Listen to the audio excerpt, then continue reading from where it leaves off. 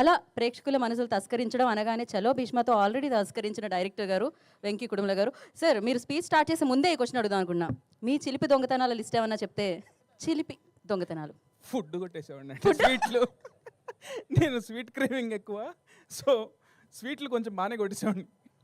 Okay, food అంటే అదొక emotion అండి. సో యా, కాదు Depends పక్కన నుంచి. వాళ్ళది కాదు, ఇంట్లో చెల్లి దగ్గర. ఇంట్లో చెల్లి దగ్గరేనా అయితే పర్లేదు. ఇంట్లో ఫుడ్ మన ఫుడ్ అన్నమాట. ఇప్పుడు మనం రాబిన్ హుడ్ గురించి మాట్లాడదాం. ఆ, ముందుగా ఇక్కడికి వచ్చిన వాళ్ళందరికీ థ్యాంక్ యూ సో మచ్ అండి. So March 28 summer cinema, first cinema. డెఫినెట్గా నేను కాన్ఫిడెంట్గా నేను ఆర్ఆర్తో చూసుకున్నాను అండి సినిమా. నేను చాలా కాన్ఫిడెంట్గా ఉన్నా సినిమా బ్లాక్ బస్టర్ కొడతామని. ఎందుకు అంటే బేసిక్గా నాలోనే ఒక పెద్ద క్రిటిక్ ఉన్నాడండి. నాకు మామూలుగా అందరూ గ్యాప్ వచ్చింది, చాలా టైం పట్టింది అంటారు కదా. సో నాకేంటంటే నాలోనే చాలా పెద్ద క్రిటిక్ ఉన్నాడు. ఏది ఒకసారి చేస్తే సాటిస్ఫాక్టరీ అనిపించదు, అరే ఇదేంటి ఇలా ఉంది, మళ్ళీ చేద్దాం అని చెప్పి రీవర్క్ చేస్తానండి. నాకు దీనికి చాలా మంచి టైం కూడా దొరికింది. So I strongly believe this is my best work till date. So ఒక సినిమా సక్సెస్ అవ్వడానికి చాలామంది కారణం ఉంటారండి. ఎందుకంటే ఈ సినిమాకి ఇంత బాగా రావడానికి రీజన్ అయితే మా ప్రొడ్యూసర్ రవి గారు, నవీన్ గారు, వీళ్ళే కనుక లేకపోతే, అంటే కథ చెప్పినప్పుడు ఇంత స్పాన్ ఉందని చెప్తే మేము కథను నమ్మి సినిమా చేస్తాం, బడ్జెట్లు కాంబినేషన్లు నమ్మి కాదు. సో నీకు కథ నచ్చింది మాకు, సో నీకు ఎంత స్పాన్ ఉన్నా ఓకే అని ఇప్పటి వరకు నో క్వశ్చన్స్ ఆస్క్డ్ అండి. So thank you so much Ravi sir and Naveen గారు.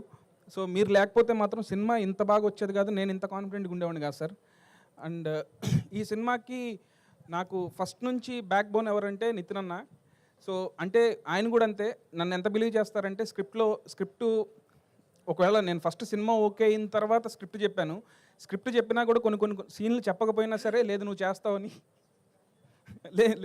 చేస్తావని ఆ కాన్ఫిడెన్స్తో ఏ రోజు ఏ క్వశ్చన్స్ అడగలేదు. అండ్ నాకు లాస్ట్ మినిట్లో ఒక ఈ సినిమాలో హీరోయిన్ చేంజ్ అయిన సిచ్యువేషన్ వచ్చినప్పుడు కూడా నేను లీలాని అప్రోచ్ అవ్వగానే తన విని అసలు బ్లైండ్గా ఈ సినిమా చేస్తున్న వెంకి, డెఫినెట్గా నాకు ఈ సినిమా కథ నచ్చింది and I love your direction అని చెప్పి సినిమా ఓకే చేసినందుకు Leela thank you so much Leela. And నేను రాజేంద్ర ప్రసాద్ గారికి చిన్నప్పటి నుంచి చాలా పెద్ద ఫ్యాన్ అండి. మా నాన్నగారు కూడా ఆయన సినిమాలు తీసుకెళ్ళేవాళ్ళు అన్ని సినిమాలకి. సార్ ఈ సినిమా మాత్రం మిమ్మల్ని ఊహించుకొని రాశాను sir. John Snow character Janardhan Sunnipenta నుంచి ఆయన ఏజెంట్ జాన్ స్నోగా మారి ఈయన ఎంత ఫన్ చేస్తారనేదే సినిమాలో మీరు అందరూ చూడాలండి. అండ్ ఒకటి మాత్రం కాన్ఫిడెంట్గా చెప్తున్నాను అండి, ఈ సినిమా సక్సెస్ అయితే నా టీమ్ ఆఫ్ టెక్నీషియన్స్, నా టీమ్ ఆఫ్ ఆర్టిస్టులు అందరూ పార్ట్ అండి.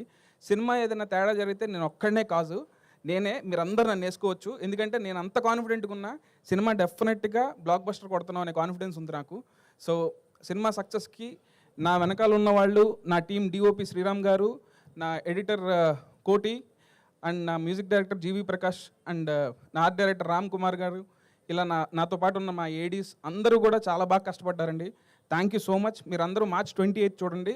ఈ సినిమాలో ఫన్ను ఉంటుంది, అట్లాగే మీరు సర్ప్రైజ్ అయ్యే ట్విస్టులు కూడా చాలా ఉన్నాయండి.